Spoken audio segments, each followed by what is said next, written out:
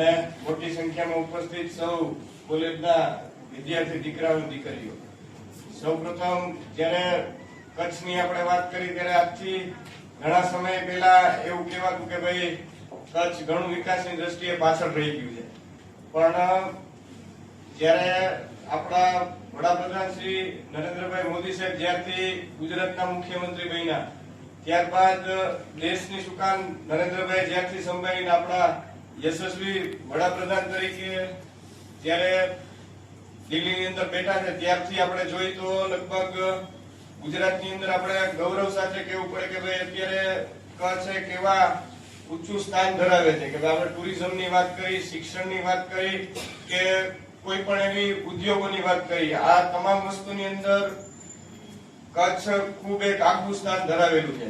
એ જ રીતે એમાં વિશેષ વધારો કરવા માટે થઈ જ્યારે ડિયુન્સ કોલેજના માધ્યમથી શ્રી મનદીપસિંહ તથા નિખિલેશસિંહનો પરિવાર જે રીતે શિક્ષણ જગતની અંદર એક બીડું ઉપાડ્યું છે અને એમના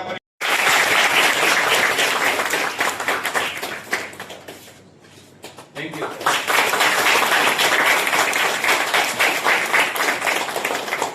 જેનામાં સાહસ છે તેના માટે આખું વિશ્વ ખુલ્લું છે.